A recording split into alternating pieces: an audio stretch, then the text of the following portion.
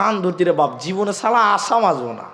হে পৃথিবীর লোকেরা, আল্লাহর নবী বলছেন আমি আল্লাহর ভয়ে কাঁদি। তোমরা যদি আল্লাহকে জানতে পারতে তাহলে তোমরা বেশি বেশি করে কাঁদতে।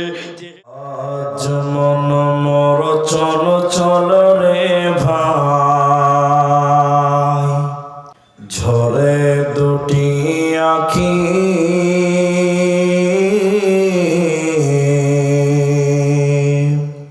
এ বুঝাইলে বুঝিস না মন তুই কোন জঙ্গলের পাখি রে। আজ মন মর চল চল রে, আজ মন মর চল চল রে ভাই, ঝরে দুটি আঁখি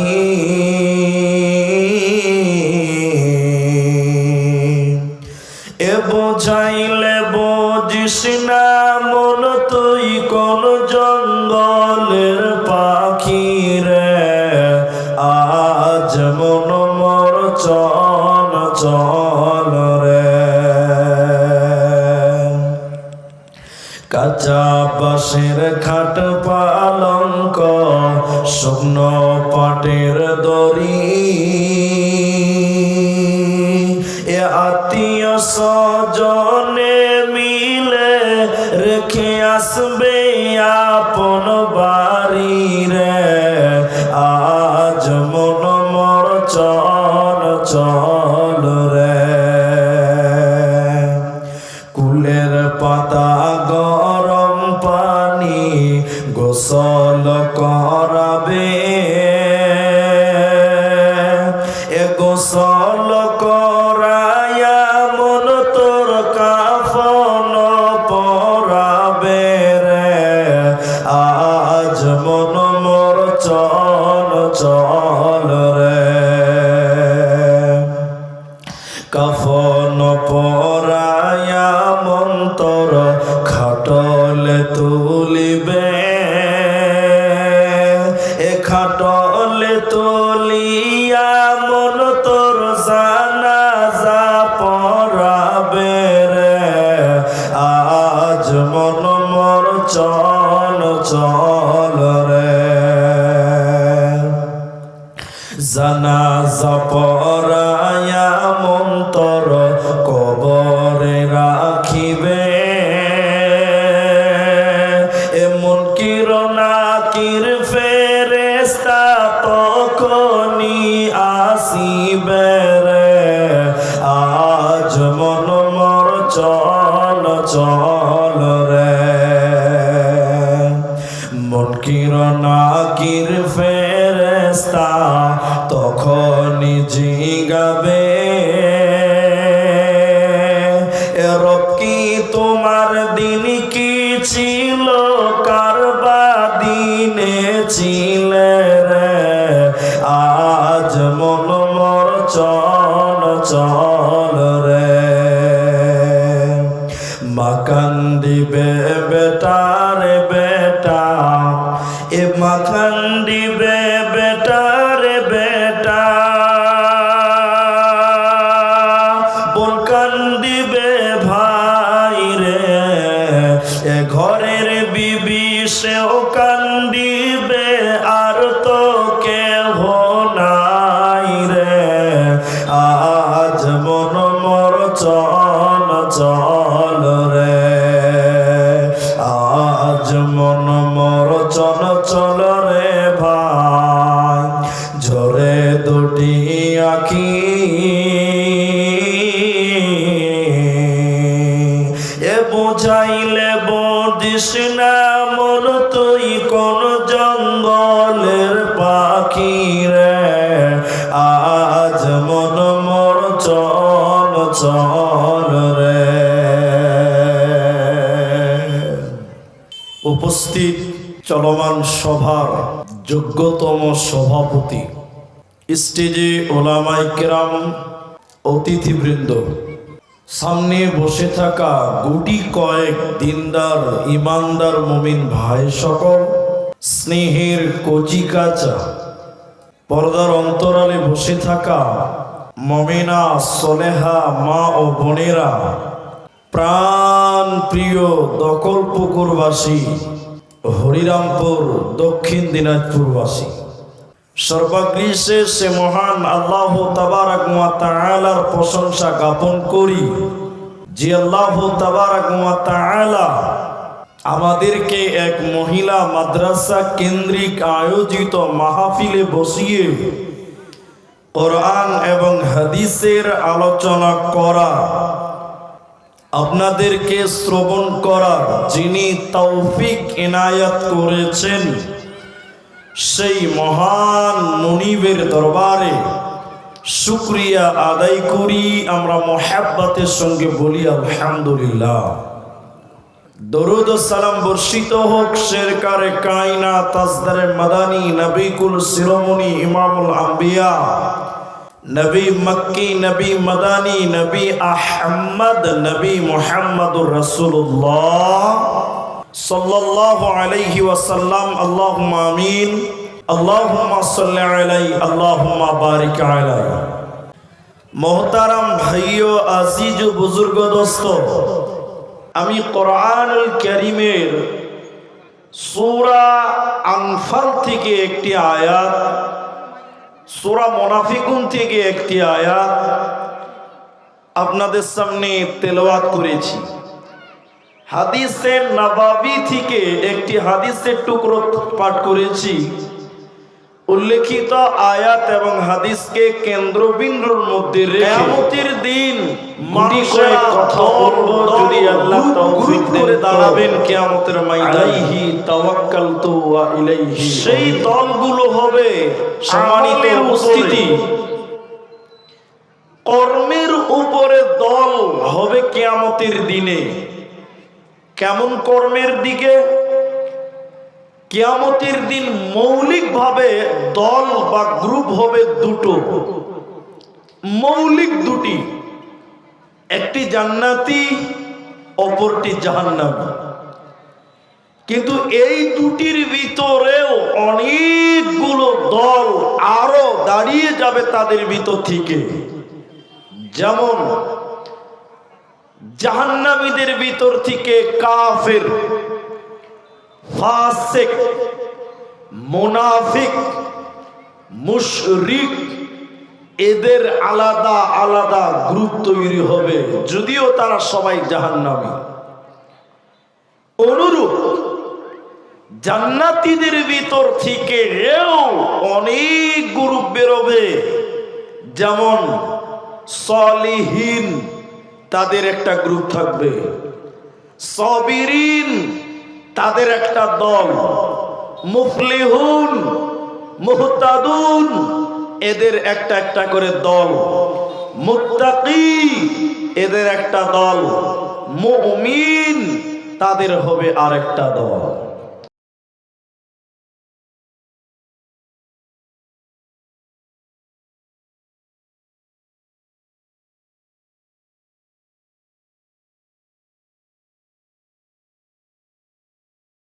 তাহলে জান্নাতি যতগুলি গ্রুপ বা লোক, তাদের ভিতরে একটা গ্রুপের নাম হলো মুমিন।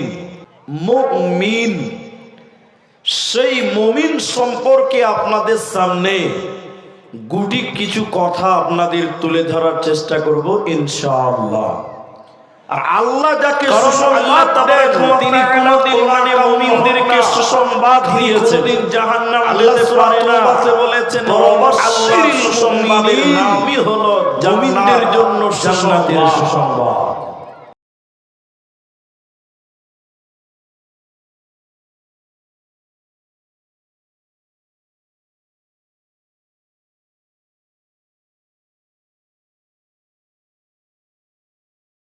তা মুমিনটা কে? কাকে মুমিন বলা যায়? আমি আব্দুর রহমান নামাজ পড়ি, জলসা করি, কোরআন হাদিস পড়তে জানি, পড়াতে জানি, এখন আপনারা সবাই বলবেন তাহলে আপনি মুমিন। এর ভিতরে কেউ যদি বলে দেয় যে আব্দুর রহমান একদিন চুরি করেছিল, সঙ্গে সঙ্গে আপনি বলবেন তাহলে লোকটা ধোঁকাবাজ। মানুষ কিছু দিক ভাবনা চিন্তা করে বলে যে লোকটা মুমিন, কিন্তু আসলে মুমিনটা কে এটা আল্লাহ বলবেন এবং আল্লাহর রাসূল বলবেন, তো লোকটা মুমিন। সর্বাঙ্গীন দিক থেকে মুমিনকে দেখলে ইমানের কথা স্মরণ হবে, আল্লাহ ওয়ালাকে দেখলে আল্লাহর স্মরণ হবে, এটা স্বাভাবিক। যেমন আপনাদের উদাহরণ দিলে বুঝতে পারবেন, রাস্তা দিয়ে একটা লোক হেঁটে যাচ্ছে, লোকটার কাজ কি? লোকটা গ্রামে গ্রামে আইসক্রিম বিক্রি করে, আইসক্রিম বিক্রি করে। তো কোনোদিন লোকটা এই গ্রামে তার বোনের বাড়িতে বিয়ে খেতে এসেছে, আজকে কিন্তু আইসক্রিম বিক্রি করতে আসে না। পাড়ার ছেলেরা দেখে ওকে চিনে নিয়েছে, বলছে এ দা আইসক্রিমওয়ালা। দেখি কি বলছে, এ দা আইসক্রিমওয়ালা। লোকটা বলছে এই মারবো চর, আমি আইসক্রিম বিক্রি করছি নাকি রে? না, তোমাকে চিনে নিয়েছি যে তুমি আইসক্রিমওয়ালা। মানে লোকটাকে দেখলেই আইসক্রিম মনে হবে, তো আইসক্রিম ওয়ালা। যে লোকটাকে দেখলে ইমান স্মরণ হয়, যে লোকটার পাবান্দিতা, যে লোকটার পরহেজগারিতা আল্লাহ স্মরণ করিয়ে দেয়, ওই লোকটা আল্লাহওয়ালা। তা মুমিনটা কে এটা আল্লাহ বলছেন। প্রথমে আল্লাহ কোরআনে বলেন, বিসমিল্লাহির রহমানির রহিম, ইন্নামাল মুমিনুনা আল্লাযীনা ইযা যুকিরাল্লাহু ওয়াজিলাত কুলুবুহুম। আল্লাহ প্রথমে বলছেন নিশ্চয়ই প্রকৃত মুমিন কে, নিশ্চয়ই প্রকৃত মুমিন কাকে বলা যাবে। আল্লাহ বলেন যার সামনে আল্লাহর জিকির করা হবে। ইন্নামাল মুমিনুনা আল্লাযীনা ইযা যুকিরাল্লাহ, মুমিনের সামনে যখন আল্লাহর জিকির করা হবে, আল্লাহর কথা বলা হবে, ওয়াজিলাত কুলুবুহুম, তখন মুমিনের ভিতরে আল্লাহর ভয় ঢুকে যাবে। মুমিন যখন আল্লাহর জিকির শুনবে, আল্লাহর কথা শুনবে, মুমিনের ভিতরে আল্লাহর ভয় ঢুকে যাবে, তাহলে ওই লোকটাকে বলা যাবে প্রকৃত মুমিন। হযরত উমর একদিন রাতের বেলা, হযরত উমর একদিন রাতের বেলা রাস্তা দিয়ে বেরিয়ে গেলেন। তিনি গভর্নর, তিনি রাষ্ট্রপ্রধান, যে কে আমার দেশে না খেয়ে থাকে, কে বিপদে রয়েছে, কে মুসিবতে পড়েছে, এই খোঁজ খবর নেওয়ার জন্য আমিরুল মুমিনিন হযরত উমর রাতের বেলায় বেরিয়েছে। দেখি তো আমার দেশে কারা কারা বিপদে, কে খেতে পায়, কে খেতে পায় না। কারণ তিনি হলেন আদর্শ নেতা। এই খোঁজ নেওয়ার জন্য যখন তিনি বেরোলেন, এমন সময় তার কিছু একটু কমজোরি মনে হলো, তার ইমানের দুর্বলতা মনে হলো। তখন তিনি উমর বললেন, সঙ্গী সাথীরা, আল্লাহর একটা জিকির তোমরা আমাকে শোনাতে পারবে, যে কথাটা, যে জিকিরটা শোনার কারণে আমি উমরের ভিতরে আল্লাহর ভয় ঢুকে যাবে? এরকম একটা কথা কি শোনাতে পারো যে আমার ভিতরে আল্লাহর ভয় ঢুকবে? হযরত উমর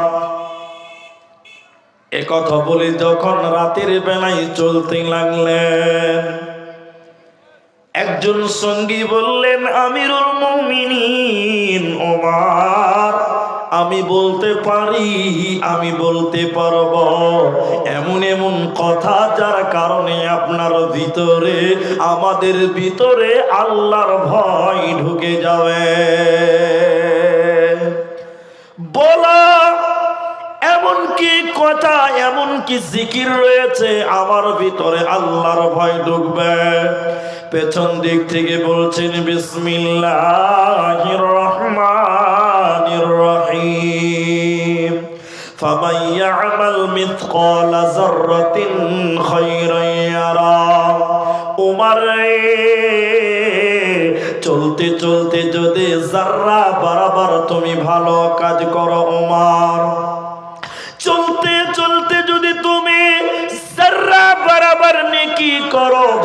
কাজ করো ওমর, এর আঞ্জাম, এর বদলা আল্লাহ তোমাকে দেবে, এর পুরস্কার আল্লাহ তোমাকে দিয়ে একদিন জান্নাতে দিবে। হযরতে ওমরের ভিতরে কিন্তু ভয় ঢুকলো না। এরপরে বলছেন, ওমর রে তুমি শুনে নাও, চলতে চলতে যদি তুমি যারা বরাবর গুনাহ করো, সরিষা পরিমাণ যদি তুমি গুনাহ করো ওমর, যারা পরিমাণ যদি গুনাহ করো ওমর, সরিষা দানা পরিমাণ যদি গুনাহ করো ওমর, আল্লাহ এর আঞ্জাম তোমাকে একদিন দিবে। যারা পরিমাণ গুনাহ করার কারণে ওমর, আল্লাহ এর বিচার করে আল্লাহ তোমাকে শাস্তি দিবে ওমর। অতএব দুনিয়াতে সতর্ক হয়ে যাও, সাবধান হয়ে যাও। চুল পরিমাণ গুনার কারণে যদি একদিন শাস্তি পেতে হয়, একদিন জাহান্নাম যেতে হয়, এই কথা শোনার পরে হযরতে ওমর বাচ্চা ছেলের মতন ডুকরে ডুকরে কাঁদতে লাগলেন। হযরতে ওমর বাচ্চা ছেলের মতন ডুকরে ডুকরে কাঁদতে লাগলেন। যারা পরিমাণ গুনার কারণে যদি জাহান্নাম যেতে হয়, তাহলে আমাদের কি হবে? তাহলে আমি ওমরের কি হতে পারে? বাঁচার উপায় রবে না। এই জন্য ওমর আল্লাহর ভয়ে কাঁদতে লাগলেন, একখানা জিকির শোনার কারণে। তো আল্লাহ তাবারাক ওয়া তাআলা বলেন, মুমিনকে তোমরা শুনে নাও। মুমিন ওই লোককে বলা যাবে যার সামনে আল্লাহর জিকির করা হবে, আল্লাহর কথা বলা হবে, তখন মুমিন যে হবে ওর ভিতরে আল্লাহর ভয় ঢুকে যাবে। মুমিনের ভিতরে আল্লাহর ভয় কাজ করবে। মুমিন হাসি খুশিতে দিন কাটাতে পারে না, পারে না, পারে না।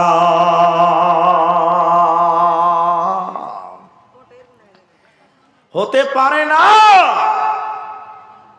এজন্য নবীজি বললেন, বুখারী শরীফের ভিতরে দয়ার নবী বলেছেন, ওয়াল্লাযী নাফসি বিয়াদিহি, সে আল্লাহর কসম করে আমি বিশ্ব নবী বলছি, তুমি শোনো। ওয়াল্লাযী নাফসি বিয়াদিহি, বিশ্ব নবী আল্লাহর কসম করে বললেন, হে পৃথিবীর উম্মতেরা তোমরা শোনো। লাউ তা'লামুনা মা আ'লামুন, আমি নবী যতটা আল্লাহকে জানি ততটা যদি তোমরা আল্লাহকে জানতে, শুনে নাও। লাউ তা'লামুনা মা আ'লামুন লা বাকাইতুম কাসীর ওয়ালা যাহিকতুম কলিল। আমি বিশ্ব নবী যতটা আল্লাহ জানি, তোমরা যদি ততটা আল্লাহকে জানতে, তাহলে দুনিয়াতে তোমরা হাসতে কম, তোমরা কাঁদতে বেশি। শুনে নাও হে পৃথিবীর লোকেরা, আল্লাহর নবী বলছেন আমি আল্লাহর ভয়ে কাঁদি। তোমরা যদি আল্লাহকে জানতে পারতে, তাহলে তোমরা বেশি বেশি করে কাঁদতে। যেহেতু রাসূল ঈমানদার ছিলেন, মুমিন ছিলেন, এই জন্য তিনি আল্লাহর ভয়ে কাঁদতেন। কোরআনে আল্লাহ অন্য জায়গায় বলেন, ইয়া আইয়ুহান নাস ইত্তাকু রাব্বাকুম, হে পৃথিবীর মানুষেরা।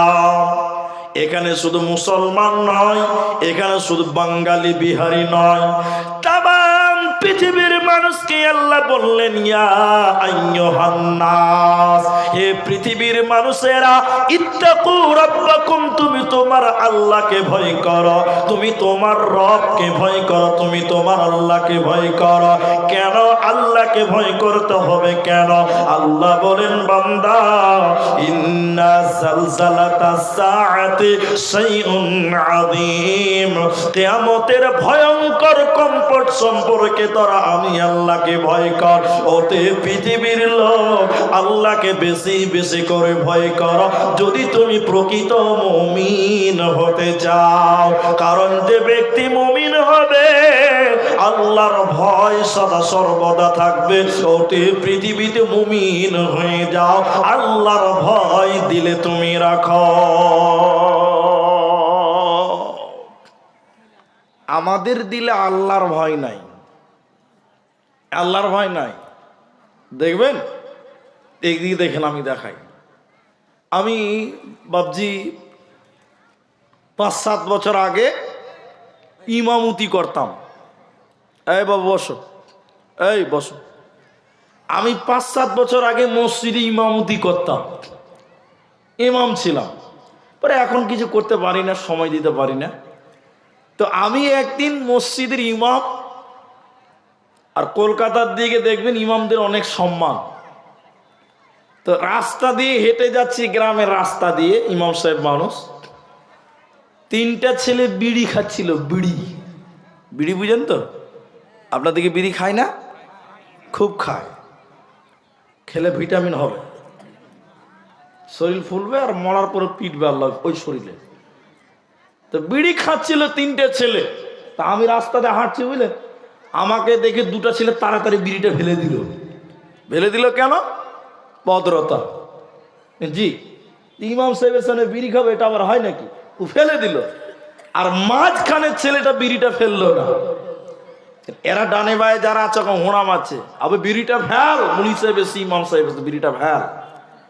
তো ছেলেটা বলছে, আরে রাখ তোর মুলবি সাহেব, আল্লাহকে দেখে ভয় করি না তো মুলবিকে দেখে কেন ভয় করবো? বা কত শিয়ানা খালি দেখেন কি বলছে, আল্লাহকে দেখে ভয় করি না তো মুলবি আবার কে? নাউজুবিল্লাহ বলবেন না? যে লোক বলতে পারে যে আমি আল্লাহকে দেখে ভয় করি না, ওর ভিতরে ভয় আছে? বলুন আছে? ইমানের গন্ধও নাই তার ভিতর। ইমান তো দূরের কথা। আল্লাহকে ভয় করলে কি লাভ হবে? যদি মুমিন হতে চাও, আল্লাহকে ভয় করো, বিনিময়ে তোমার কি লাভ হবে তবে শুনে নাও। বুখারী শরীফের ভিতরে আল্লাহর নবী বলেছেন, কিয়ামতের দিন আল্লাহ 7 প্রকার মানুষকে তার আরশের নিচে স্থান দেবে। 7 জন ব্যক্তিকে কিয়ামতের দিন, 7 প্রকার মানুষকে কিয়ামতের দিন আল্লাহ আরশের নিচে স্থান দিবে। শুনে নাও, ওই 7 জনের ভিতরে নবীজি বলেছেন একজন হলো ওই বান্দা, ও রাজুলুন যাকারাল্লাহু খালিয়ান ফাফাজাতহু আইনাহু, যে ব্যক্তিটা আল্লাহর ভয়ে দুনিয়াতে কেঁদেছিল, যে ব্যক্তি দুনিয়াতে আল্লাহর ভয়ে কেঁদেছিল, আল্লাহকে ভয় করেছিল, আল্লাহর ভয়ে চোখ দিয়ে পানি বের করেছিল, এই আল্লাহর ভয়ে কান্দনরত ব্যক্তিকে আল্লাহ কিয়ামতের দিনে যখন মানুষের চামড়া পুড়ে যাবে, জ্বলে যাবে, মানুষের মগজগুলো যখন টকবক করে ফুটবে, ওই সময় আল্লাহ ওই ব্যক্তিকে ডেকে ডেকে বলবে, বান্দা আমি আল্লাহ তোকে আমার আরশের নিচে স্থান দেব বান্দা। তাহলে যে ব্যক্তিটা দুনিয়াতে আল্লাহর ভয়ে কানবে, আল্লাহর ভয় দিলে রাখবে, আল্লাহ তাবারাক ওয়া তাআলা কিয়ামতের দিন তাকে আরশের নিচে স্থান দেবে। অতএব আল্লাহর ভয়ে কাঁদো, তাহলে কিয়ামতের দিন বেঁচে যাবে, মুমিন হয়ে আল্লাহর জান্নাতে চলে যাবে। অতএব কোনো চিন্তা রবে না, রবে না, রবে না। আমাদের ভিতরে আল্লাহর ভয় নাই, আমাদের ভিতরে আল্লাহর ভয় নাই, আমরা আল্লাহকে ভয় করি না। অথচ আল্লাহকে ভয় করলে কি লাভ হবে জানেন? একটা বললাম আরশের নিচে স্থান, দ্বিতীয় বললাম মুমিন হওয়া যাবে, তৃতীয় নম্বরটা শুনেলেন। আপনারা আছেন কম, শুনেন বেশি, কেউ ডিস্টার্ব করবে না, আপনাকে ক্যাচার ম্যাচার করবে না। আল্লাহর নবী বলেছেন 3 জন ব্যক্তি এমন রয়েছে, যেই 3 জন ব্যক্তির চোখ আল্লাহর জাহান্নামের আগুনে পুড়বে না। 3 জন এমন ব্যক্তি রয়েছে যাদের চোখ জাহান্নামের আগুনে পুড়বে না। শুধু তাই নয়, বিশ্বনবী বলছেন তাদের চোখ জাহান্নাম দেখবে না। বলুন সুবহানাল্লাহ। জাহান্নাম যাবে তো দূরের কথা, জাহান্নাম দেখবে না।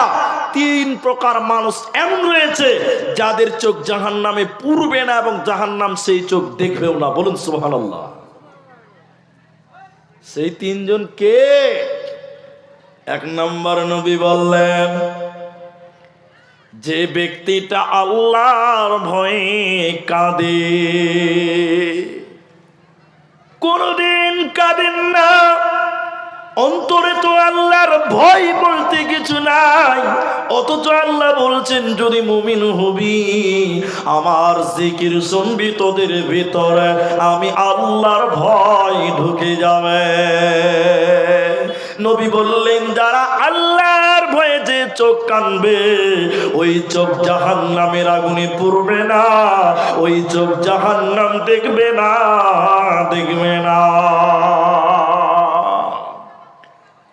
দ্বিতীয় নম্বর, বিশ্বনবী বললেন, শুনে নাও, যে চোখ আল্লাহর দ্বীনকে পাহারা দেয়। আজকে মুসলমান ফিলিস্তিনের দিকে তাকিয়ে দেখেন, মুসলমান যুবকেরা রাত্রি জাগরণ করে করে পাহারা দেয়। আল্লাহর দ্বীনকে যারা রাত জেগে জেগে পাহারা দেয়, ওই যুবকদেরকে, ওই চক্ষুগুলোকে আল্লাহ জাহান্নামে পুরাবে না, ওই চক্ষু জাহান্নাম দেখবে না, যাবে না।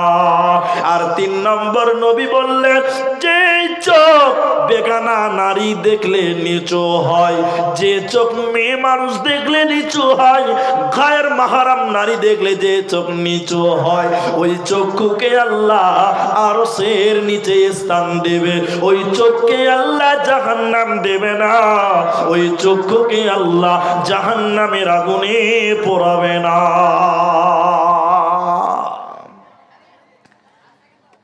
গায়ের মাহারাম নারী দেখলে চোখ নিচু করতে হয়। এখন নিচু করে? বলুন করে? কিছু কিছু বেড়া ছেলে মেয়ে দেখবার জন্য জালসায় আসে, এটা হ্যাঁ না বলুন, আসে না? ওর হয় দিন গুণ ছিল যে কবে তকল পুকুর মাদ্রাসা জালসা, রাস্তাতে ঘুরবার মেয়ে মানুষ দেখবো, এরকম কিছু দুশ্চরিত্র মেয়ে মানুষ, ছেলে মানুষ আছে না? এটা হ্যাঁ না বলুন, আছে না? নাই, অনেক আছে। মেয়ে দেখলে, পর নারী দেখলে মাথা নিচু করলে আল্লাহর নবী বলছেন ওই চোখ জাহান্নামে পুড়বে না। অথচ আমাদের সমাজে কিছু কিছু মানুষ এত খারাপ, চশমা পরে চশমার উপর দিয়ে টেরা চোখ এরকম করে মেয়েদের দিকে দেখে, আছে না বদমাশ লোক? সর্বোপরি শেষ কথাটা বুঝার চেষ্টা করেন, এই হাদিসটা মেয়েদের দিকে দেখে মানে, এদিকে শুনেন আপনারা, এইদিকে তাকান, দেখে মানে আমার এই কথাটা শুনুন, শুধু রাস্তাতে দেখাটার নাম দেখা নয়। এখনকার কিছু কিছু বেটা ছেলে রাত 1টা না বাজলে ঘুমায় না, লেপের তলে নেট চালু করে ফেসবুকে খালি ন্যাংটা মেয়েদেরকে দেখে, এরকম আছে না নাই বলুন? কি হ্যাঁ না বলেন? এরা এখন রাস্তাতে দেখতে হবে না, ফেসবুকে গেলেই খালি নারী আর নারী। সুন্দর করে কলিজা ঠান্ডা করে চোখ ভরে তুমি মেয়ে মানুষ দেখো, আল্লাহর নবী বলছেন তোমার চোখকে জাহান্নামে পোড়ানো হবে। বলুন নাউজুবিল্লাহ। আল্লাহর ভয়, নবীজি বললেন শোনো, তাহলে তোমরা আল্লাহকে ভয় করো, আল্লাহর ভয় তোমরা দিলে রাখো।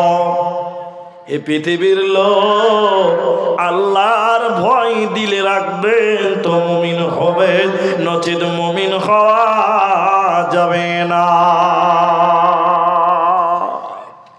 এজন্য আল্লাহ বলছেন প্রকৃত মুমিনকে, ইন্নামাল মুমিনুনা আল্লাযীনা ইযা যুকিরাল্লাহ, মুমিন সেই বান্দা যার ভিতরে আল্লাহর ভয় থাকে, আল্লাহর জিকির শুনলে যার ভিতরে ভয় ঢুকে যায়, ওই লোককে বলা হয় প্রকৃত মুমিন।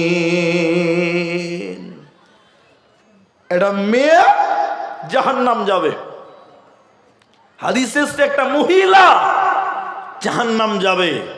শোনেন মেয়েটার অপরাধ, বলে মেয়েটা একটা বিড়ালকে, আপনারা দিনাজপুরের লোক, বিড়াল বুঝেন তো, অনেকে বিল্লি বলে, আমাদের অনেক জায়গাতে বিলাই বলে, বিলাই, বিড়াল একটা মহিলা জাহান্নাম যাবে। রাসূল বলেছেন মেয়েটার অপরাধ হলো একটা বিড়ালকে বেঁধে রেখেছিল, ওই বিড়ালটাকে ছেড়েও দেয় নাই, ওই বিড়ালটাকে খেতেও দেয় নাই, বিড়ালটাকে ছেড়েও দেয় নাই, বিড়ালটাকে খেতেও দেয় নাই। না খেয়ে থাকার কারণে বিড়ালটা মারা গেছিল। রাসূলুল্লাহ বলেছেন এই মেয়েটার ভিতরে যদি আল্লাহর ভয় থাকতো, এই জঘন্য পাপ এই মেয়েটা করতে পারতো না। এজন্য মেয়েটা জাহান্নাম যাবে, মেয়েটার ভিতরে আল্লাহর ভয় ছিল না। তাহলে মুমিনকে দ্বিতীয় নম্বরটা শুনলেন, আল্লাহ বলেছেন ওয়াইদা তুলিয়াত আলাইহিম আয়াতুহু যাদাতুহুম ঈমানা। সেই ব্যক্তিকে মুমিন বলে যায়। আল্লাহ বলেছেন যখন তার সামনে কোরআন তেলাওয়াত করা হবে, আল্লাহ বলেন যার সামনে কোরআনের জিকির করা হবে, তেলাওয়াত করা হবে, ওয়াইদা তুলিয়াত আলাইহিম, যখন আয়াত তেলাওয়াত করবে, আয়াত তেলাওয়াত শুনবে, যাদাতুহুম ঈমানা, তখন তার ঈমান বাড়বে। যখন কোরআন শুনবে, যদি লোকটা মুমিন হয়, মুমিনের ঈমান বাড়বে। এজন্য আল্লাহ বলেছেন ওয়াইদা তুলিয়াত আলাইহিম আয়াতুহু যাদাতুহুম ঈমানা, যখন মুমিন কোরআন শুনবে, কোরআনের তেলাওয়াত শুনবে, মুমিনের ঈমান বাড়বে। সবার ঈমান বাড়বে না, সবার ঈমান বাড়বে, শয়তানের শয়তানি বেড়ে যাবে, ঈমান বাড়বে না। আমি আপনাদের একটা প্রমাণ করে দিচ্ছি, ঈমান বাড়ে না, বাড়বে না। আপনারা একটু কথা বলুন, আপনারা যারা আছেন জানা থাকলে বলবেন। ওয়াসিম রেজভির নাম শুনেছেন আপনারা? একটু হ্যাঁ না বলুন, শুনেননি? ডক্টর ওয়াসিম রেজভি তিনি ইসলাম থেকে বেরিয়ে গেছে, ইসলাম থেকে খারিজ হয়ে গেছে। তো যেদিন ইসলাম থেকে বেরিয়ে যান, সেদিন তিনি আমাকে কোরআন মাজিদটা দেন, একটু কোরআন মাজিদ। যেদিন ইসলাম থেকে বেরিয়ে যান, তিনি এই রকম কোরআন হাতে নিয়ে বলেছিল, এদিকে দেখেন, যে এই কোরআন থেকে 26টা আয়াতকে বাদ দিতে হবে। বলুন নাউযুবিল্লাহ। মানা যাবে? হ্যাঁ না বলুন, মানা যাবে? যাবে না। এবার আপনাদেরকে বলছি, তাহলে ওয়াসিম রিজভী কোরআন পড়েছিল কি না বলুন? পড়েছিল না? ইসলাম থেকে যে বেরিয়ে গেল, ওয়াসিম রিজভী কোরআন পড়েছি কি বলেন? হ্যাঁ না বলুন। পড়েছে। তা আল্লাহ বলছেন হুদাল্লিন নাস, আল্লাহ বলছেন যাদাতুহুম ঈমানা, ঈমান বাড়বে, হেদায়াত পাবে কোরআন পড়লে শুনলে। তাহলে ওয়াসিম রেজভির কেন ঈমান বাড়লো না, বরং তার ঈমান কমতে কমতে জিরো হয়ে বেঈমান হলো কেন? এটা প্রশ্নবাচক চিহ্ন। আমি আপনাদেরকে জানাতে চাই, এই তাড়াতাড়ি করো, লোকে ডিস্টার্ব হচ্ছে। শোনেন, আপনাদেরকে বলতে চাই, তাহলে ওয়াসিম রেজভির ঈমান পেল না কেন, ঈমান বাড়লো না কেন? এই কথাটা বুঝাবার জন্য একটা উদাহরণ দেই। ব্যাটারি বুঝেন তো আপনারা? ব্যাটারি, জি। একটা দোকানি আপনাদের এই দৌলতপুর না কি আছে, দৌলতপুর মোড়ে দোকানে ব্যাটারি চার্জ করে। ওর কাজ হলো ব্যাটারি চার্জ করে দেওয়া। অনেকগুলো ব্যাটারি চার্জ করছে দোকানের বারান্দাতে। এমন সময় একটা খ্যাপা, পাগল পাগল, বুঝেন তো, বুদ্ধি জ্ঞান নাই, খ্যাপা দোকানের সামনে এসে বলছে, দোকানি ভাই এই বড় বড় প্লাস্টিকে কি হয়েছে গো? কত খ্যাপা, ব্যাটারিকে প্লাস্টিক বলছে, কত মাথা মোটা খালি দেখালেন। তো দোকানে মনে মনে বলছি, তো খ্যাপা ছেলে, তো একে আর কি বুঝাবো যে ব্যাটারি কোনটার প্লাস্টিক কোনটা? ওকে সহজ বাংলাতে বুঝিয়ে দিয়েছে, রে খ্যাপা এই প্লাস্টিকের ভিতরে কারেন্ট ভরছি রে, চার্জ করছি, রাতের বেলায় লাইট জ্বলবে, মাইক চলবে। খ্যাপা তখন মনে মনে বলছে, প্লাস্টিকেও কারেন্ট ঢোকা যায়? কি খ্যাপা খালি দেখালেন। ও খ্যাপা আবার বাড়ি চলে গেছে, বাড়িতে যাওয়ার পর ওর বাড়িতে যে প্লাস্টিকের বালতি ছিল আর প্লাস্টিকের বয়ম ছিল, এক বস্তা মাথায় করে নিয়েছে দোকানের সামনে ঢেলে দেবে। দোকানি ভাই, আমার প্লাস্টিকের বালতিতে আর বয়ম এখানে কারেন্ট ভরে দাও, লাইট জ্বালাবো। আপনারা বলুন, লাইট জ্বলবে, কারেন্ট হবে, এটা বলুন হবে? তো দোকানি ওর দিকে তাকাইছে, একবার একবার আর বালতির দিকে তাকাইছে। এই খাপা, তোর প্লাস্টিকে কারেন্ট ঢুকবে না বে? এখনি বললে প্লাস্টিকে কারেন্ট ভরছে আর আমার বেলায় ভরবে না, মানে ফাইজলামো করছে না? লোক জমা করবো? খ্যাপার চিল্লানির আওয়াজে দোকানদার ভাই থরথর করে কাঁপছে। সালা কোথা মারবে তার কোনো বিচার নাই। খ্যাপার বিচার আছে? আল্লাহ রসুল বলেছেন রুফিয়াল কালামান সালাসিন, 3 জনের জন্য আল্লাহ রসুল বলছেন কলম তুলে নিয়েছেন আল্লাহ। আল্লাহ তো বিচার করবে না খ্যাপা। তো দোকানি ভয়ে কাঁপছে যে বাপরে খ্যাপা যা রেগেছে, কি যে করবে। ওই যে না, তোর প্লাস্টিকে কারেন্ট ঢুকবে না। ঢুকবে না মানে? তুই এখনই বললি প্লাস্টিকে কারেন্ট ঢুকাচ্ছে আর আমার বেলায় ঢুকবে না? লাইট আমার বাড়িতেও জ্বালবো, তুই তাড়াতাড়ি কারেন্ট ভর। আচ্ছা আপনারা জুড়ে বলেন, কারেন্ট ঢুকবে? ঢুকবে না। শেষের বেলায় বলছি খ্যাপা, দোকানি বলছে রে পাগল শোন, তোর প্লাস্টিকে কারেন্ট ঢুকবে না, চার্জ হবে না, আবার ব্যাটারিতে কারেন্ট ঢুকবে। চার্জ হচ্ছে কেন? দুটির মাঝে বিরাট বড় তফাৎ আছে, ফারাক আছে। তফাৎটা কোন জায়গায় শুনে লাও। এবার দোকানি বলছে রে খ্যাপা, আমার প্লাস্টিকের ভিতরে এসিড আছে, তামা আছে, পানি আছে, ইঞ্জিন আছে, এর জন্য এর ভিতরে কারেন্ট ঢুকবে, চার্জ হবে, লাইট জ্বলবে। আর তোর প্লাস্টিকের বয়মের ভিতরে কিছুই নাই, হাওয়া আছে। ঠিক না বলেন? এই জন্য তোর কারেন্ট ঢুকবে না। আল্লাহ বলতে চাইছে, হে পৃথিবীর লোক, অসীম রিজবির ইমান বাড়লো না, বেঈমান হলো কেন? মুমিনের ইমান বাড়বে কেন? মুমিন বিশ্বাস করে যে কোরআন আল্লাহর কালাম, এটা পড়লে নেকি হবে, এই জন্য মুমিনের ইমান বাড়বে, হেদায়েত পাবে। আর সন্দেহ করে বেঈমান যদি সন্দেহ করে কোরআন পড়ে, ওর ইমান বাড়বে না। অসীম রিজবির ভিতরে সন্দেহ ছিল, ইমান ছিল না, হাওয়া ছিল, এর জন্য তার ইমান বাড়ল না। তা আল্লাহ বলেন মুমিনকে শুনে নাও, ওয়া ইদা তুলিয়াত আলাইহিম আয়াতুহু সাদাতুহুম ঈমানা। মুমিন দেখবে রে, মুমিন যখন কোরআন শুনবে, মুমিনের ঈমান বাড়বে। এটা আমার ব্যক্তিগত মত। এদিকে দেখেন, এটা আমার ব্যক্তিগত মত, কোনো ওলামা ইকরামের না। কোরআন শুনলে, কোরআনের বায়ান শুনলে ঈমান বাড়বে। আর আমি যা দেখতে পাচ্ছি তাই বলছি, আপনারা খালি হ্যাঁ না বলবেন। যে গ্রামে জলসা থাকে, সারা রাত জলসা শোনার পর ঈমান বাড়ে না, পারলে আরো কমে। এটা বিশ্বাস করছেন? কেন বললাম কথাটা? রাগ করবেন না, সবার ক্ষেত্রে না, কিছু ভালো লোক আছে ঈমান বাড়ে। কেন বললাম? যেই গ্রামে জলসা হয় ওই গ্রামে দেখবেন ফজরের সময় মুসল্লি মসজিদে কম হয়। হ্যাঁ কিনা বলুন? আমি ঠিক বললাম না? যে গ্রামে জলসা হয় ওই গ্রামে ফজরের সময় মুসল্লি কম হয়। তো সারা রাত জলসা শুনলো তো ঈমান বাড়বে, মুসল্লি 2-4টা নতুন ঢুকবে জলসার পর। ও না, যা নামাজ পড়ছিল ও থেকে 2-4টা কমছে আরো।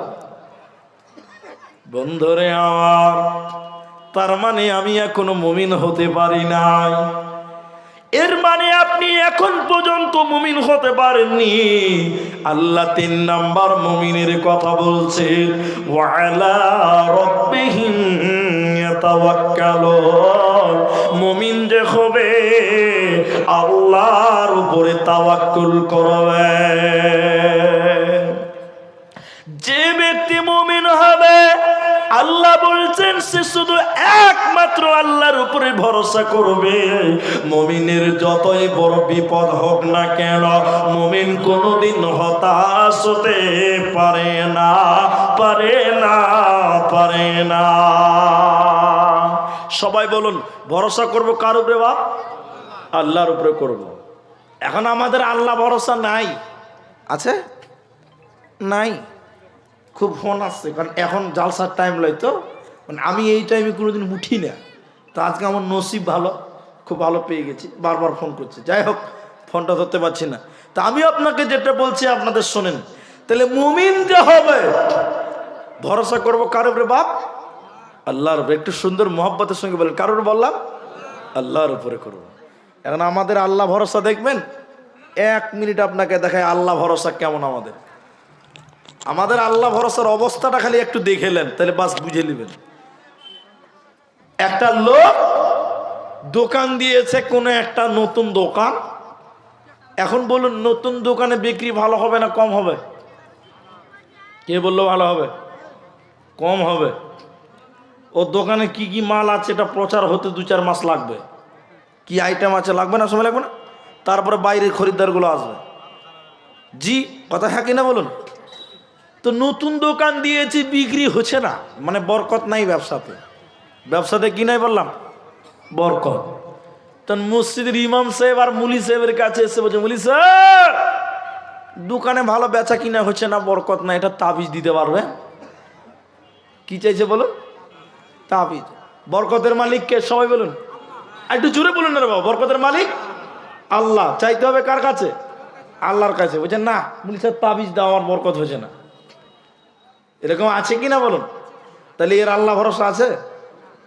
নাই। আল্লাহ ভরসা কতটা হতে পারে? আমাদের নবীকে মেরে ফেলবেন, কাফেররা কতল করবেন, হত্যা করবেন, ষড়যন্ত্র করছে নবীজিকে মার্ডার করব।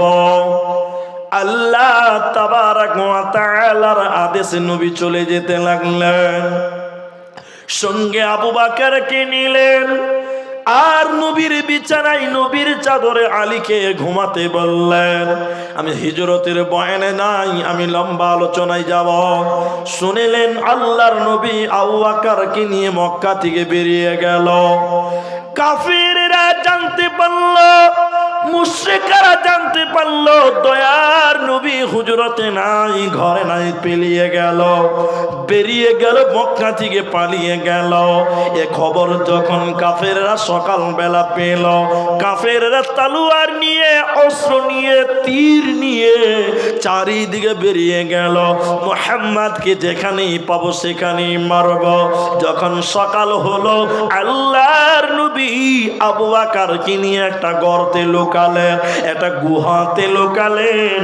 ওই গর্তের অনেক বড় ইতিহাস আছে, আমি যাব না। আল্লাহর নবী গর্তের ভিতরে, নবীজি বললেন কাফেররা উপর দিক দিয়ে হেঁটে যাচ্ছেন, গর্তের উপর দিয়ে হাঁটাহাঁটি করছে। নবীজি হাদিসে বলেছেন কাফেররা যদি একবার গর্তের দিয়ে মুখ ভরে তাকায় তো নবীজি ধরা পড়ে যাবেন, পাকড়াও হয়ে যাবেন। কাফেররা উপর দিকে খুঁজছে, বিশ্ব নবী গুহাতে রয়েছেন, আবু বকর গর্তে রয়েছে। আবু বকর ভয়ে কাঁদতে, ভয়ে কাঁপতে লাগলেন।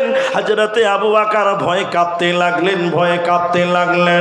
এমন সময় আল্লাহর নবী আবু বকরকে বলেছিলেন, আবু বকর রে তুমি কি মনে করছো? হে আবু বকর তুমি ভয় পাচ্ছ কেন? তুমি কি মনে করছো আবু বকর? এই গর্তে তুমি আর আমি, আমরা দুইজন আছি। তুমি কি মনে করো আবু বকর এই গর্তে তুমি আর আমি, আমরা দুইজন আছি? বরং না না না, এই গর্তে তুমি আর আমি নয়, বরং আমাদের দুইজনের মাঝে আর একজন আছে, তিনার নাম আল্লাহ। আবু বকর চিন্তা করিও না, এই গর্তে আমাদের সাথে আল্লাহ আছে, আল্লাহ ভরসা, কাফেররা আমাদের ধরতে পারবে না, পারবে না। একবার আপনারা বলুন, নবীজিকে কাফেররা ধরতে পেরেছিল? পেরেছিল? পারে নাই। কেন পারেনি? বিশ্ব নবীর অন্তরে ছিল আল্লাহ ভরসা। এজন্য যারা আল্লাহর উপরে ভরসা করবে রে, ওরা কোনোদিন ভেঙে যাবে না, ওরা কোনোদিন নাকাম হতে পারে না। মুসা আলাইহিস সালাম, কথা শোনেন এদিকে, মুসা আলাইহিস সালামকে ফেরাউনের লোকেরা তাড়ছে, আজকে মুসা নবী ধরা পড়ে যাবে। পেছনে রয়েছে ফেরাউন। আপনারা বলুন পেছনে কে আছে? ফেরাউন ভালো না খারাপ? খারাপ। ফেরাউন তার লোকদেরকে নিয়ে দৌড়ছে, মুসাকে মারবো, মেরেই ফেলে দিব। মুসা আলাইহিস সালাম এবং তার সঙ্গীরা সামনে, পেছনে ফেরাউন।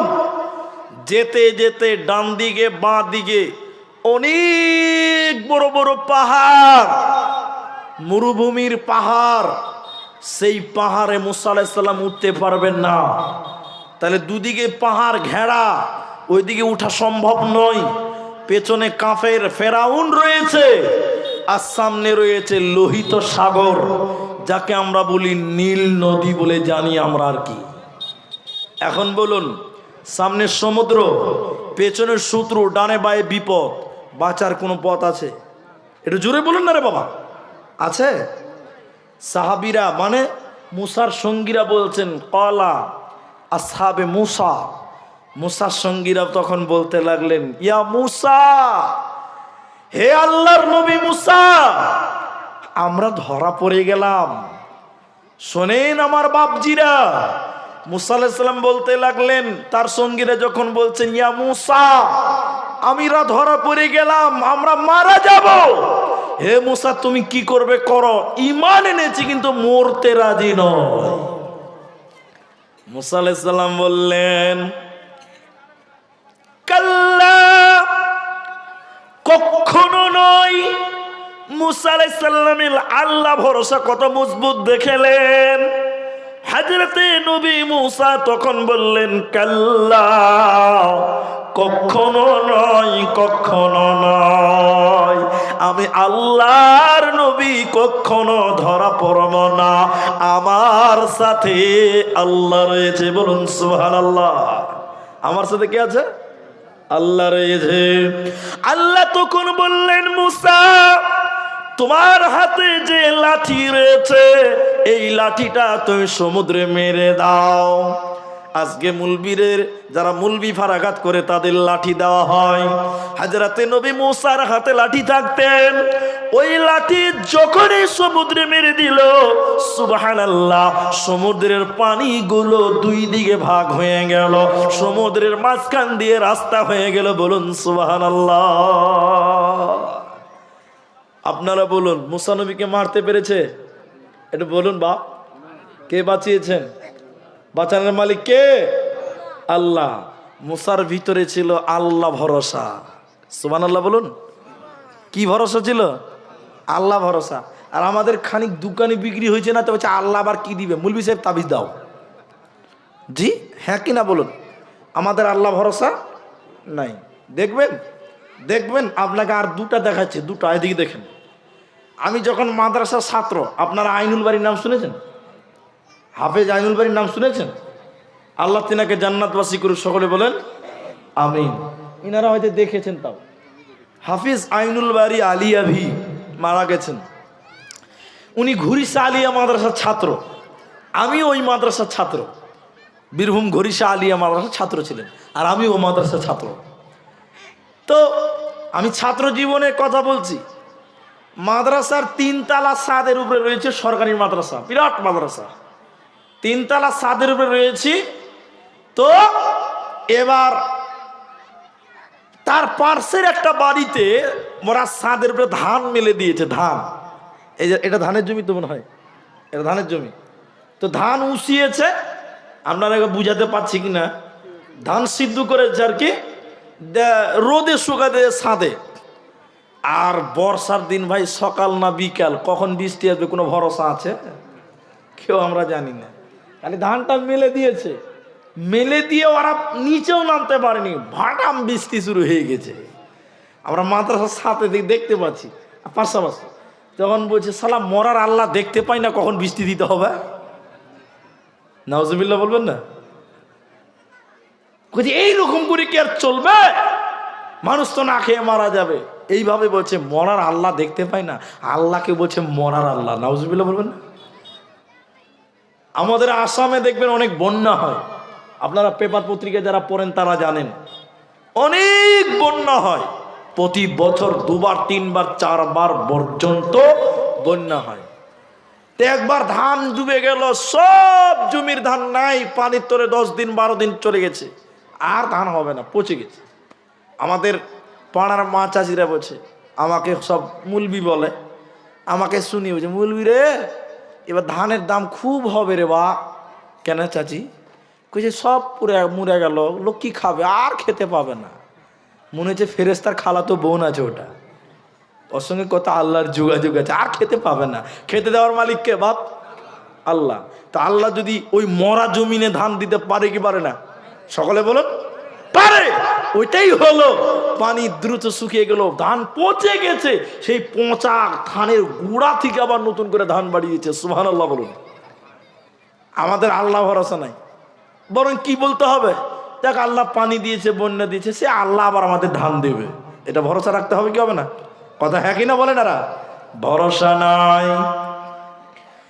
ইব্রাহিম আলাইহিস সালাম নমরুদের আগুনে ফেলবে, ইব্রাহিম আলাইহিস সালামকে আগুন দাও দাও দাও দাও করে জ্বলছেন আমার মায়েরা বোনেরা। ইব্রাহিমকে যখন হাতে পায়ে বেঁধে যখন আগুনে নিক্ষেপ করবেন, তখন ইব্রাহিম আলাইহিস সালাম বলছেন, হাসবুনাল্লাহু ওয়া নি'মাল ওয়াকিল, আমার আল্লাহ আমার জন্য যথেষ্ট। বলুন সুবহানাল্লাহ। আল্লাহ যদি আমাকে মারে, আল্লাহ যদি আমাকে পুরে, পৃথিবীর কেউ বাঁচাতে পারবে? এটা বলুন, পারবে না। আর আল্লাহ যদি আমাকে বাঁচায়, পৃথিবীর কেউ পুরাতে পারবে? ইব্রাহিম আলাইহিস সালাম তখন বলছিলেন, হাসবুনাল্লাহু ওয়া নি'মাল ওয়াকিল, আল্লাহ আমার জন্য যথেষ্ট, তিনি উত্তম ফয়সালা করে দিবে। এটা সকলে মহব্বতের সঙ্গে বলুন। ইব্রাহিম আলাইহিস সালাম আল্লাহর উপরে ভরসা করেছিল। ইব্রাহিম আলাইহিস সালামকে আগুনে পুড়তে পেরেছিল? পারে নাই। অতএব যুগে যুগে অনেক ইতিহাস আছে, যারা আল্লাহর উপরে ভরসা করবে রে, ওরা হলো মুমিন, ওরা কোনোদিন নাকাম হবে না। আর একটা হাদিস শুনে নেবে পারে, আল্লাহ ভরসার ব্যাপারে একটা হাদিসের সারমর্ম তুলে দে। সুবহানাল্লাহ। আল্লাহর নবীকে আমার আল্লাহ বলেছেন, নবীজিকে আল্লাহ বলেছেন, ওয়াদানি রব্বি, বিশ্ব নবী বলেছেন আমার আল্লাহ আমাকে ওয়াদা দিয়েছে। সুবহানাল্লাহ। পৃথিবীর কারো ওয়াদা নয়, বরং আল্লাহ তাবারক ওয়া তাআলা ওয়াদা করেছেন বিশ্ব নবীকে। কি ওয়াদা করলেন নবীকে? নবী হে, তোমার উম্মত উম্মতির ভিতরে আমি আল্লাহ 70,000 নারী পুরুষকে আমি আল্লাহ বিনা হিসাবে জান্নাত দিব। লা হিসাবা ওয়ালা আযাবা, এদের কোনো বিচার হবে না, কোনো জবাব লাগবে না, আর তাদের কোনো আযাব হবে না। 70,000 মানুষকে আল্লাহ বিনা হিসাবে আল্লাহ জান্নাত দিবে, কোনো বিচার হবে না। ওই 70,000 কারা? ওদের 3খানা গুণের কথা হাদিসে বলা হয়েছে, তার মধ্যে সর্বশেষ গুণ বলা হয়েছে, ওয়া আলা রাব্বিহিম ইয়াতাওয়াক্কালুন। যারা আল্লাহর উপরে ভরসা করবে, যারা আল্লাহর উপরে তাওয়াক্কুল করবে, আল্লাহ ভরসা করে দুনিয়া করবে রে, ওদেরকে আল্লাহ কিয়ামতের দিন বিনা হিসাবে জান্নাতে দিবে, কোনো বিচার হবে না, হবে না, হবে না। একবার লাশ মহব্বতের সঙ্গে বলে, তাহলে ভরসা করবো কার উপরে? সকলে একবার আল্লাহর নামটা নেবেন না? কার উপরে বললাম? আল্লাহর উপরে। কটা হলো? কটা হলো? 3টা হলো। কটা? 3। এক, আল্লাহর ভয়। মুমিন যখন আল্লাহর কথা শুনবে, ভিতরে ভয় ঢুকবে কার? আল্লাহর। মুমিন যখন কোরআন শুনবে তো ঈমান বাড়বে। 3 নাম্বার, ওয়া আলা রাব্বিহিম ইয়াতাওয়াক্কালুন, মুমিন আল্লাহর উপরে ভরসা করবে, মুমিন কোনোদিন হতাশ হবে না। 4 নাম্বার শুনেলেন, আল্লাযীনা ইউকিমুন মুমিন যে হবে, মুমিন সালাত কায়েম করবে, নামাজ কায়েম করবে, মুমিন কোনোদিন বেনামাজি হতে পারে না। এটা আপনারা বলুন বাপ, আপনাদের দেশে বেনামাজি আছে না নাই? কম না বেশি? বেশি। এদিকে দেখেন, খুব মজা লাগবে। এটা লোক টেলিফোন করছে আমাকে, আসসালামু আলাইকুম হুজুর, দেশ বিদেশ থেকে ফোন করে আপনাদের দোয়া আশীর্বাদে। উত্তর দিলাম, বলছি বলো। ওই আপনার কাছে একটা প্রশ্ন, উত্তর দেন। প্রশ্ন। আমি বলছি কিসের প্রশ্ন? কিসের প্রশ্ন? বলছেন না, আপনি উত্তরটা দিবেন কিনা বলুন। হ্যাঁ দিব, বলো, প্রশ্ন বলো। বলছে হুজুর, বেনামাজের জানাজা পড়া যাবে? এই এক প্রশ্ন। আপনার দিকে আছে না নাই? আছে। আরেকজন আমাকে জিজ্ঞাসা করছে, মুলি সাহেব এদিকে দেখেন, আপনারা এদিকে, আপনি এখানে বসেন, না আপনি আমার কাছেই বসেন, এখানে বসেন, তাহলে সাপোর্ট হবে। শোনেন, বড় আলেম পাশে থাকলে একটু সাপোর্ট পাওয়া যাবে। তো শুনেন, আপনাদেরকে কথা বলছি। একজন আমার কাছে এসে বলছে, হুজুর কোনোদিন কাউকে গালি দিইনি, মিথ্যা কথা বলিনি, মেয়েদের সঙ্গে প্রেম করিনি, কারোর জমি দখল করিনি, কোনোদিন নিন্দা করি না, সব ভালো কাজ করি, শুধু নামাজ পড়ি না, ইমান কম আছে। সব ভালো কাজ করে, শুধু নামাজ পড়ে না। কি পড়ে না? আবার প্রশ্ন করছে, মুলি সাহেব আমার ইমান কি কম আছে? তা আমি কইছি, শালা সাংঘাতিক প্রশ্ন রে বাবা। হ্যাঁ, সব ভালো কাজ করে কিন্তু নামাজটা পড়ে না। তা আমি চিন্তা ভাবনা করে বললাম, এরে বাবা তোমার তো ইমানই নাই, আবার কম বেশির কি হিসাব করছো রে বাবা? যে লোকটা নামাজ পড়ে না ওর ইমান আছে? জোরে বলেন আছে। আল্লাহ বলেন, আল্লাযীনা ইউকিমুনাস সালাহ, মুমিন যে হবে, মুমিন নামাজ কায়েম করবে, মুমিন কোনোদিন বেনামাজি হতে পারে না। বিশ্বনবী যেদিন মৃত্যু শয্যায় সজ্জিত হলেন, লম্বা হাদিসের শেষ অংশটা আপনাদের সামনে তুলে দেই। নবীজির শরীরে এতটাই জ্বর, আল্লাহর নবী জ্বরের কারণে যেন উঠে বসতে পারেন না। নবীজি জ্বরের কারণে থরথর করে কাঁপছেন, কখনো অজ্ঞান হয়ে যায়। মৃত্যুকালে নবীজি আম্মা জান আয়েশার পুরো রানের উপরে মাথা দিয়ে কাঁদতে কাঁদতে বলেছিলেন, উম্মত রে তোমরা শোনো, আসসালাত আসসালাত মা মালাকাত আইমানুকুম, নামাজ নামাজ আমার উম্মত নামাজ ছাড়বে না। বিশ্বনবী মৃত্যুকালে নামাজের কথা বলে গেলেন। আজকে সেই মুসলমান আমরা নামাজ পড়ি না। তো আল্লাহ কোরআনে বলছে, যে লোকটা মুমিন হবে রে, তার 4 নম্বর গুণ হলো মুমিন কোনোদিন বেনামাজি হতে পারে না। জি, এবার একটা কথা বলছি, এদিকে দেখেন, বাংলা কথা।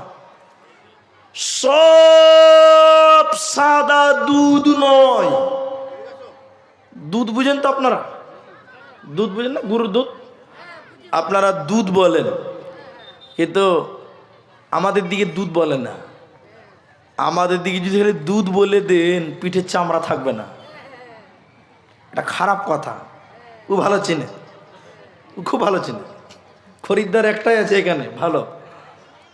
তো আমাদের দিকে দুধ একটা খারাপ কথা।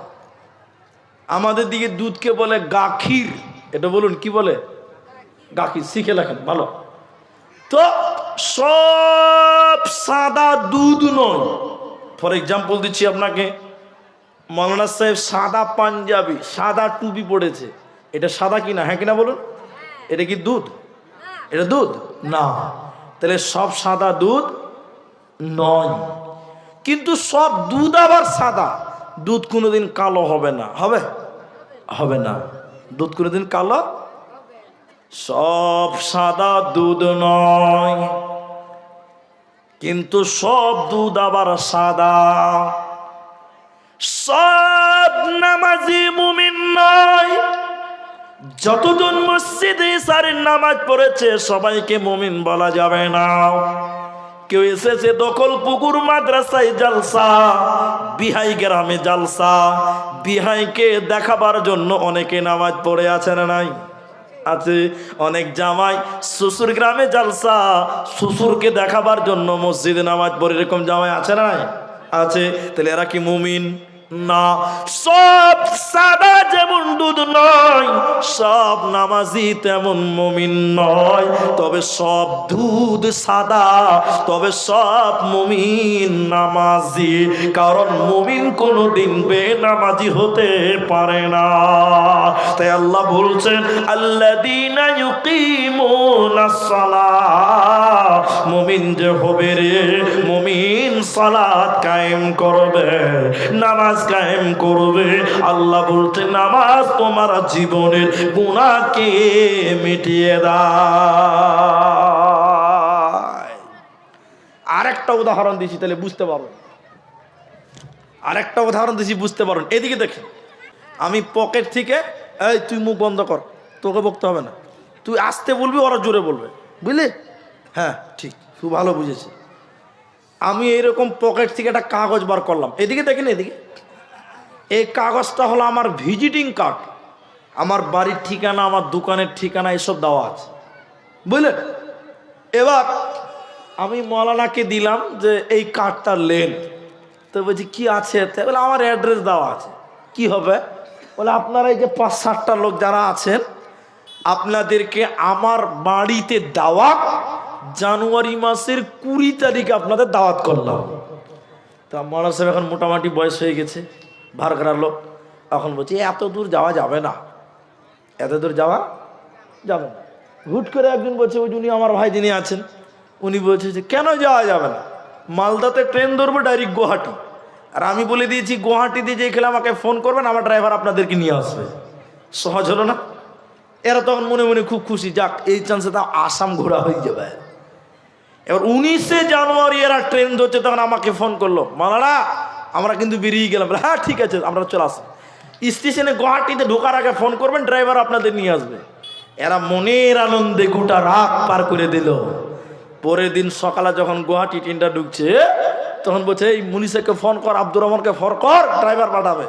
এরা আমার নাম্বার টিভি আমাকে যখন ফোন করছে, তখন মোবাইলে বলছে যে আপনার ডায়াল করা নাম্বারটা সুইচ অফ আছে। কেমন লাগবে?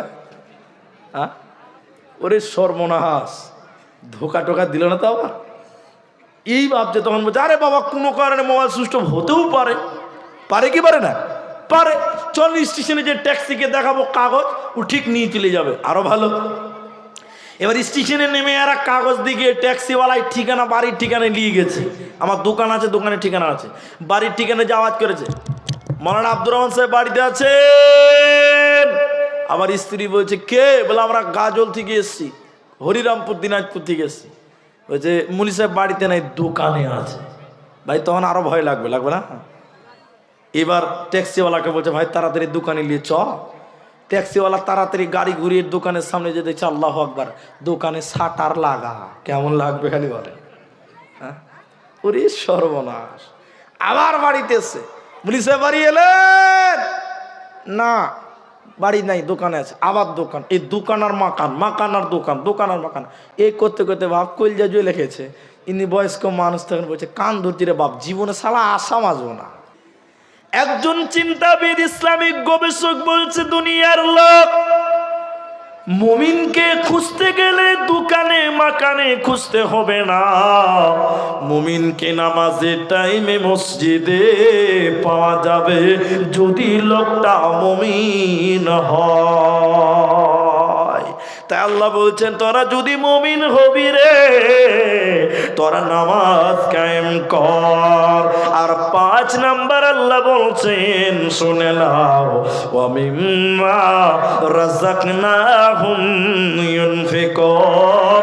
যে ব্যক্তি মুমিন হবে রে, সে আমি আল্লাহ যা রিজিক দিলাম ওই জায়গা থেকে সে আমি আল্লাহর রাস্তায় দান করবে, আমি আল্লাহর রাস্তায় ব্যয় করবে। মুমিন কোনোদিন বখিল হতে পারে না। মুমিন কাকে বলে দেখেন। জঙ্গে তবুকে যেতে হবে।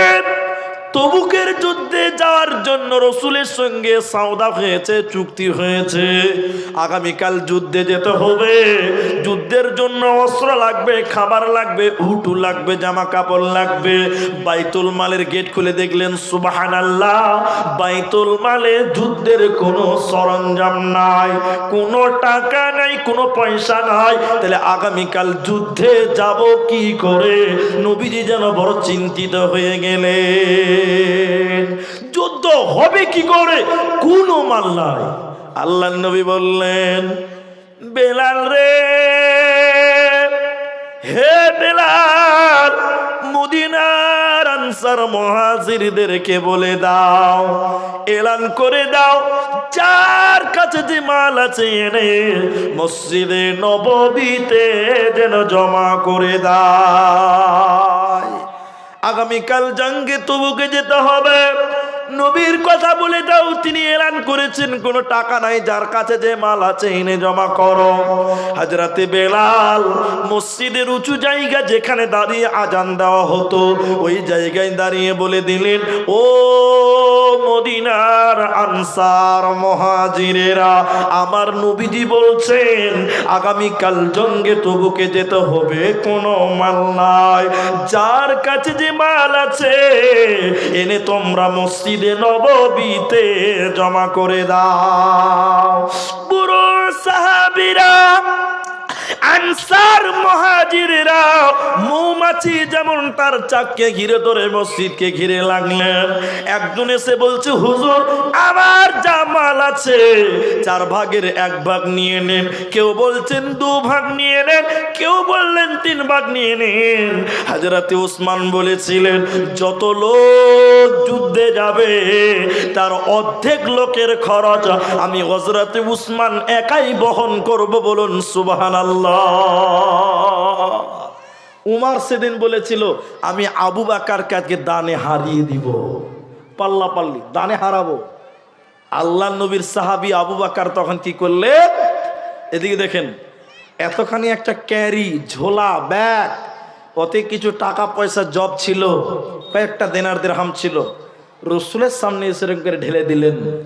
আল্লাহ নবী শুনেছেন যে উমর বলেছে দানে হারাবো, চ্যালেঞ্জ করেছে।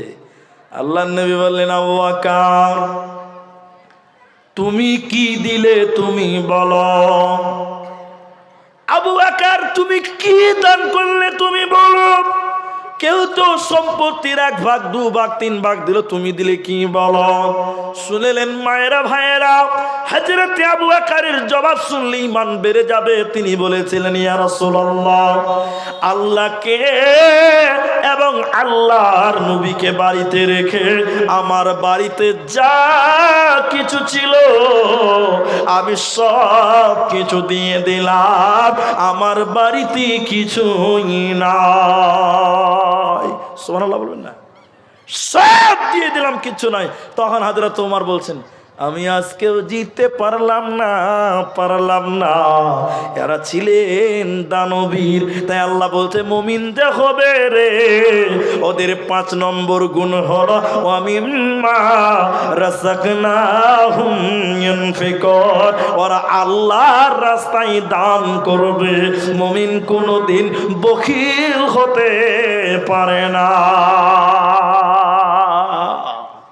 আপনারা যতজন মানুষ আছেন, আপনারা চলে যাবেন না, উঠিয়ে না। বাংলাদেশের বক্তা আপনাদের জন্য তৈরি হয়ে আছে, কিছুক্ষণ পরে আসবেন। শোনেন, আপনাদের কাছে আমি একটা দাবি করতে চাই, আমরা সকলেই মুমিন হব। বলুন ইনশাল্লাহ। ইনশাল্লাহ বলুন, মুমিন হব। এই যে মাদ্রাসা, ইনি মাদ্রাসার কর্ণধার, মাদ্রাসা চালান। আপনারা জানেন না, মহিলা মাদ্রাসায় যে পরিমাণ খরচ হয়, ছেলেদের মাদ্রাসায় ততটা খরচ হয় না। আপনারা যারা উপস্থিত আছেন এই মহিলা মাদ্রাসার জন্য, আপনারা তো সবাই মুমিন হতে চান। আল্লাহ বলছেন মুমিন তো দান করবে।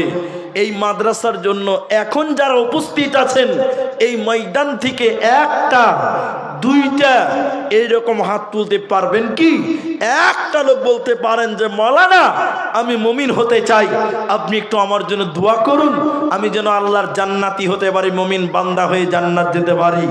আমি আপনারা যারা রয়েছেন এখানে, আমি আপনাদের কাছে দাবি করতে চাই, একটা আল্লাহর বান্দা 10,000 টাকা